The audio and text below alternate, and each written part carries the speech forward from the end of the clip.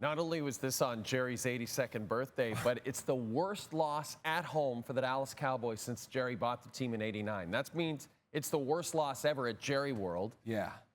It was a bloodbath. Just an all-around disaster. What happened? Well, you look at this Cowboys team, and they're very weak defensively. Right. So what gets strange to me is you sit there, and let's go back to last week, the win against Pittsburgh. You know, offensively, they outgained the Steelers by over 200 yards, but they had turnovers. So when you say what happened, it's almost like we don't go back and study the film, and we don't understand who we are. Offensively, that's the strength of your team. What can't you do? Why was the Steelers game so close? Because of turnovers. What do the Cowboys do today? They turn the ball over against a juggernaut of an offense in the Detroit Lions. And now we'll talk about this Lions team. This Lions team has an offense that is incredible, Jay. So again, if I'm Mike Zimmer, the defensive coordinator for the Cowboys, I sit here and I say, okay, the only way we have a shot at winning this game is if we can maybe hold the Lions to a couple field goals. We got to take something away. So why don't we come out here and let's put all hands on deck, stop the run, make Jared Goff throw the ball, play soft on the back end, don't give up a big play, and maybe in the red zone, it's tight windows. We got a guy make a play, we hold him to a field goal, and we hope that our big money guys, which are Dak Prescott and CeeDee Lamb, can kind of score with them against the Lions' weakest part of their team, which is their defense. But instead, we get gashed in the run game, have no clue. We get, Jared Goff threw all over this team. It was ridiculous. At one point, I think Dan Campbell was just calling plays just, to mess with everybody. It was crazy.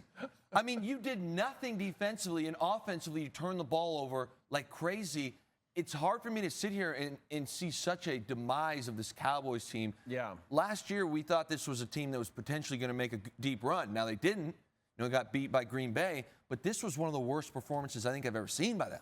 Last week on the sideline, and CeeDee Lamb appeared to say something to Dak, and maybe, it makes you wonder, is this team even on the same page? I don't think so. You said it, Jay. And again, you talk about knowing your identity. Yeah. You're playing the best team in the NFC.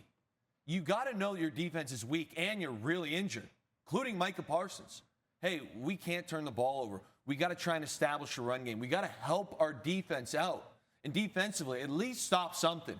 At least try to stop the run. Well, let's talk about Detroit for a second, because as you said, offense looks like a juggernaut. Yes. This team's, and then you lose Aidan Hutchinson, like a generational talent on defense. Yes. Can this team still legitimately contend for the Super Bowl without a player like that in their lineup? So this will shock the Lion fans out there. But my answer to that question is absolutely they can contend for a Super Bowl. But there is a huge but here. And this goes into the whole Lions philosophy. The Detroit Lions and their coaching staff have always been, this is the way we do it, for better or for worse. We're going to run trick plays. We're going to go for it on fourth down. And on defense, we're going to run man coverage. Yeah. And you can run man coverage when you have a player like Aidan Hutchinson. You can rush for, because he is in conversation for league defensive MVP.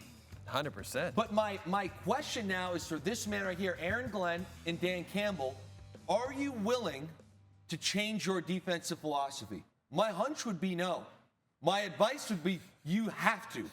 Because I don't think this defense is as bad as they looked against Seattle a couple weeks ago. Right. You look at them today, look great. Yeah. They've had good games. They're not obviously as good. I think they have the best offense in the NFL.